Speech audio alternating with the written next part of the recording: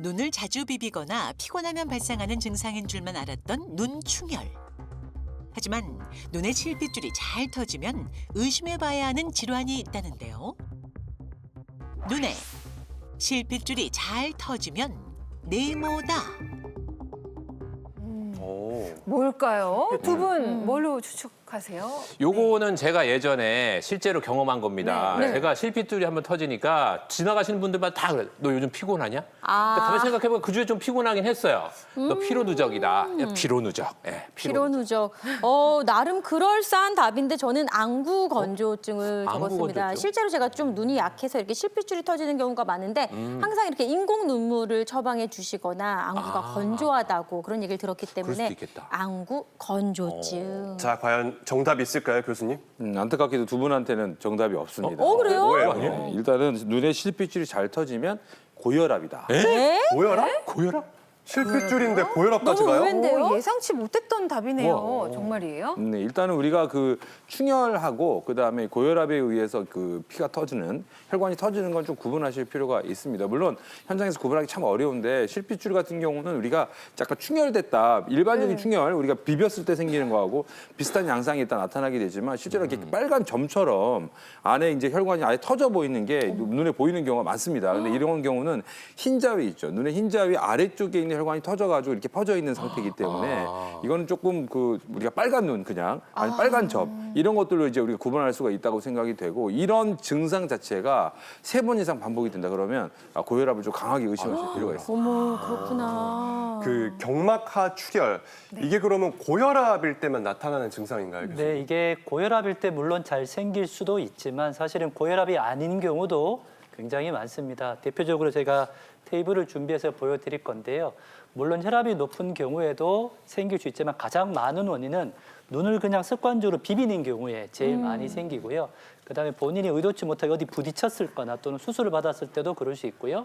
그다음에 아까 나온 것처럼 기침을 하다가도 복압이 올라가면서 갈비뼈가 부러질 수 있는 것처럼 눈에 실핏줄이 터질 수 있고 아까 자두 씨 이야기한 것처럼 안구 건조증, 결막염 등도 있고 유난히 이제 드시는 약 중에 피를 묽게 하는 혈전 용해제 같은 약 드셔도 결막하 출혈이 생길 수 있으니까 너무 걱정하지 마시고 생기면 바로 그냥 안과나 가까운 병의원 진료 받으시면 바로 해결이 가능할 것 같습니다. 네. 근데 이제 다른 데 피나는 것보다 눈에 피나가지고 저게 빨가면 진짜 보는 사람도 걱정되거든요. 맞아요. 그거 얼마나 걸려야 없어지나요? 네, 평생 남는 거 아니죠? 아이 설마. 우리 몸은 보통 피가 나게 되면 대략 2주 안에는 대부분의 결막하 출혈이 없어지게 됩니다. 문제는 2주 이상 지속이 된다라고 한다 그러면 말씀드린 것처럼 복용하는 약제나 또는 본인이 알지 못했던 어떤 내과적 질환이 있거나 또는 이런 것들을 검사를 해보셔야 되기 때문에 한번 피 나도 한 2주 정도는 좀 지그시 이렇게 경과를 보시면 될 것 같고 제일 중요한 거는 결막하 출혈이 생기면서 혹시나 시야가 잘 보이지 않거나 어지럽거나 통증이 있으면 빨리 가셔야 되고요. 그냥 출혈만 있고 아무 문제가 없다라고 한다 그러면 대략 2주 정도면 대부분 좋아질 수 있습니다. 네.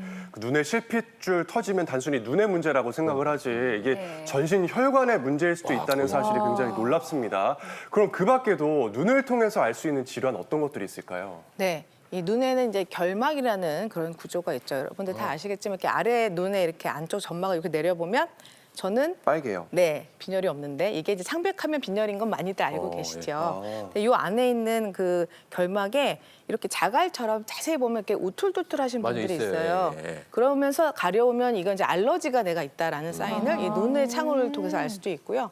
또 아주 고지혈증이 심한 경우 50세 이전에 심한 고지혈증 특히 LDL 아주 높다면요 눈동자가 이렇게 화면에 준비하는 저렇게 약간 누리끼리 하거나 하얀 저렇게 어머. 테두리가 보이는 저게 이제 콜레스테롤 침착이 된 거거든요. 기름기가 낀 기름이 거. 낀 거죠. 그런데 이제 이거는 그러니까요. 나이가 드신 8, 90세 이상은 노화로도 올 수 있는데 좀 젊은 분이 저러면은 굉장히 높은 콜레스테롤을 의심해 볼 수 있고 눈으로 보이는 건 아닌데 이번엔 중성 지방이 1000 이상으로 엄청 올라가면요 안과 가면 망막 검사, 안저 검사 하잖아요. 할 때 네. 망막 혈관을 보는데 그 혈관에 기름이 또 낍니다. 그러면은 망막 혈관이 하얗게 보여요. 그래서 이거는 저희가 육안으로 보는 게 아니라 안과 선생님들이 안저 검사를 하다가 너무 그 사진이 특이하니까 고지혈증 검사를 한번 해보십시오 하고 보내주시는 분도 아주 가끔은 있으십니다. 네. 그 눈 관련해서 이렇게 나이 들면 또 뭐 비문증이라고 해서 이렇게 눈에 뭐 날파리 같은 게 날아다니는 그런 거 증상들도 또 있거든요. 네. 근데 그냥 괜찮아 노하니까라고 넘기지 말아야 하는 경우가 있다고 하더라고요. 이게 망막박리랑 좀 비슷한 증상일 수도 있다고 해서 이건 어떻게 구별해요? 비슷한 증상이죠. 이게 망막이 문제인데 망막은 글쎄 이게 우리가 사진에 뭐 뒤에 상이 맺히는 거 이렇게 항상 설명을 드리지만 그냥 단순히 TV에 브라운관에 일단은 누가 이렇게 그 손상을 내 가지고 점이 하나 크게 생겼다고 보시면 TV 우리가 잘 못 보잖아요. 사실 중요한 게 뭐냐면 이렇게 그 시야 자체에서 까만 점이 보인다거나 그리고 시야가 좀 침침해지는 어떤 이런 증상들을 유발할 수가 있는데 이런 경우에는 우리가 망막, 혈관, 폐쇄증 이렇게 이야기를 하게 됩니다.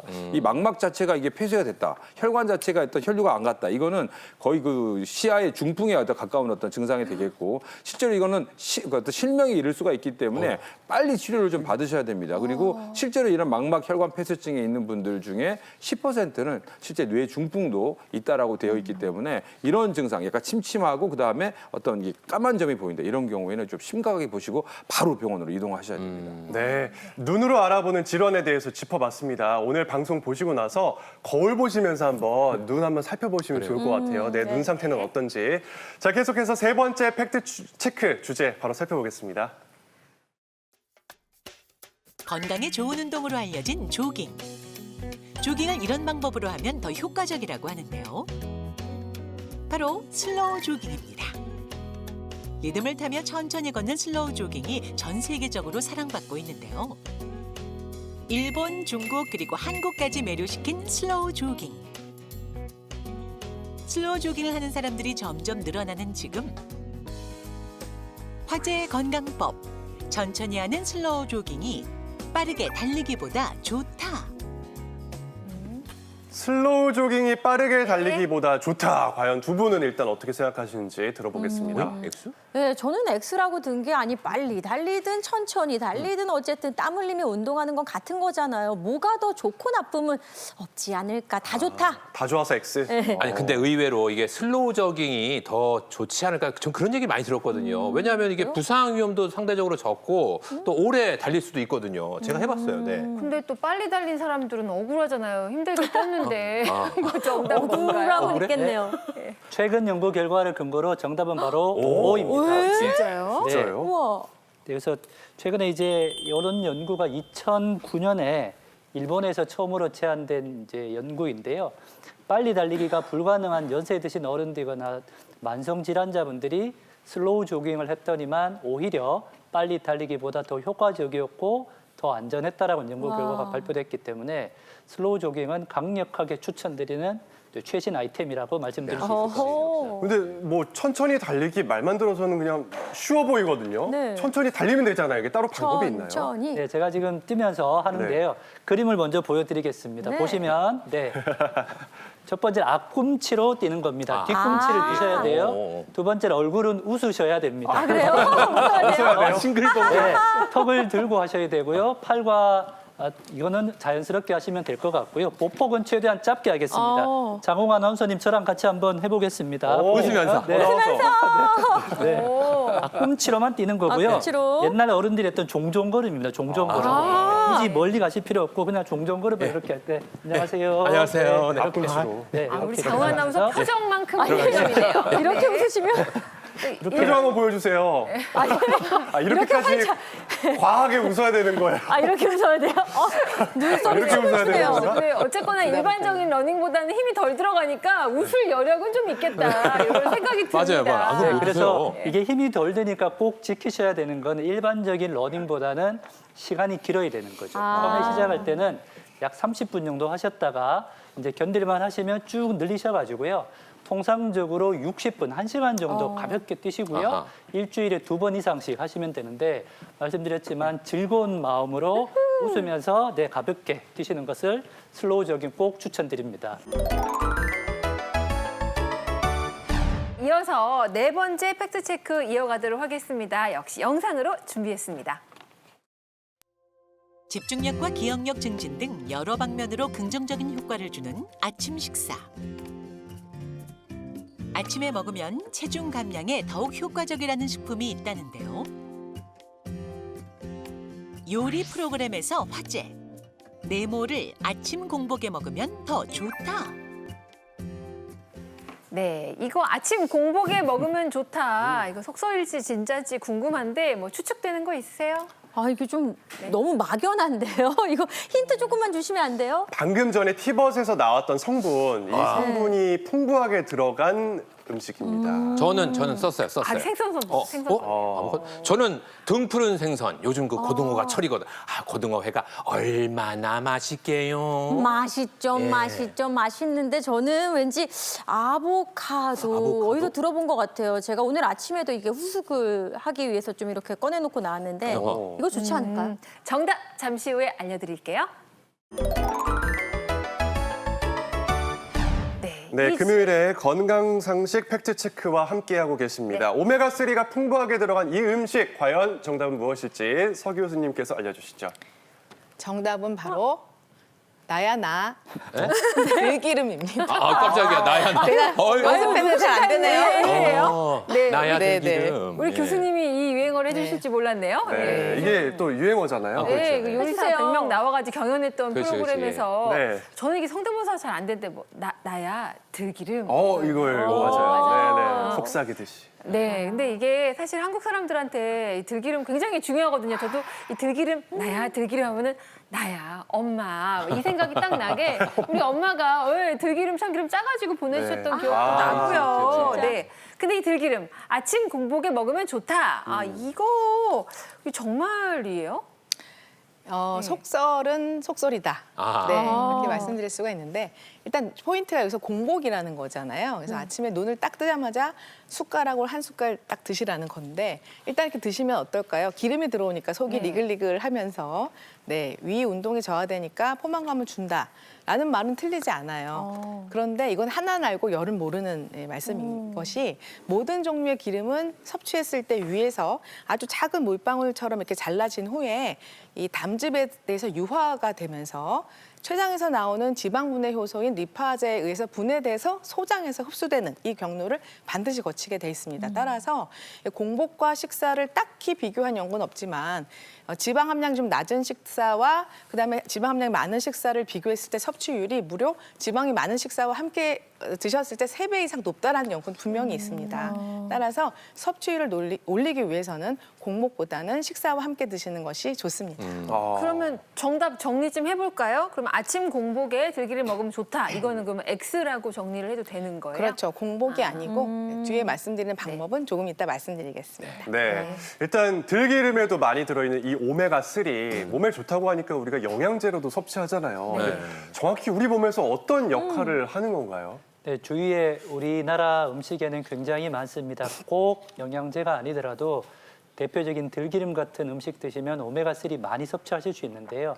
대표적인 기름이 바로 고소한 참기름, 아주 구수한 들기름이 있게 되는데 참기름과 들기름을 두 개를 비교해 보면 일단 오메가3 함량 자체가 엄청나게 차이가 납니다. 이야. 참기름은 0.5%지만 거의 없네요. 들기름은 앞쓰기네, 앞쓰기. 60.1%를 거의 그죠? 60배 이상 어마어마하다. 차이가 나죠. 그만큼 오메가3가 많은데 이 오메가3는 몸에서 첫 번째로는 혈관 안의 기름 찌꺼기와 이런 것들을 좀 완화시켜주기 때문에 혈압이 떨어지고요.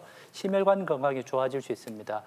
두 번째로 마찬가지로 연구 결과를 통해서 봤더니만 혈액 내에 있는 오메가3 수치가 높았을 때 여러 가지 암의 위험도 낮춰준다고 되어 있기 때문에 대표적으로 대장암, 위암, 폐암 같은 여러 가지 암을 낮출 수 있기 때문에 들기름 같은 거를 활용하셔서 요리를 많이 하셔 드시면 저는 암도 예방하고 심혈관 건강도 같이 예방할 수 있지 않을까라고 생각이 됩니다. 야. 네. 그러면 소화기가 뭐 약한 분들은 또 들기름 관련해서 어떻게 섭취를 해야 될지 고민을 하실 것 같은데요. 서유선 교수님. 일단은 너무 소화기에 이제 지방을 이렇게 소화하기 힘든 담낭을 절제했거나 이런 분들은 정말 유행 따라서 또는 옆집 따라서 드셨다가는 이제 위장 장애가 생길 수는 있겠죠. 하지만은 아까 우리 교수님 소개해 주셨지만 지구상에 존재하는 모든 이런 불포화 지방산이 많다는 음식들이요. 눈치채셨나요? 100%짜리는 없습니다. 네. 아까도 최대가 60%였죠. 그럼 나머지가 뭐냐면요. 우리가 많이 알고 있는 혈관에 나쁘다는 포화지방이 분명히 존재합니다. 그래서 실제 이거는 실화인데요. 공복에 참기름이 좋다고, 공복에 들기름이 좋다고 해서 매일 안 드시던 들기름을 드시고 나서 혈중 콜레스테롤 수치가 올라가서 고지혈증을 제가 진단해드린 경우가 굉장히 많습니다. 옆에서 이정현 교수님이 고개를 네. 막 격하게 네, 끄덕끄덕 맞습니다. 계세요. 맞습니다. 그래서 네. 이렇게 아까도 강조했지만 공복에 드시는 게 아니라요. 우리가 이왕이면 다홍치마인데 이왕이면 들기름. 네, 요리할 때 들기름으로 드시면 함께 먹는 음식에 지용성 비타민 흡수도 도와주죠. 저는 개인적으로 들기름을 넣은 시금치 나물, 들기름으로 한 두부 조림 너무너무 좋아하거든요. 요리에 적극 활용하셨으면 좋겠습니다. 네. 다양한 건강 정보에 대해서 알아본 무엇이든 물어보세요. 오늘 내용 여기까지입니다. 저희는 다음 이 시간에 또 좋은 정보로 찾아뵐게요. 함께해 주셔서 고맙습니다. 고맙습니다.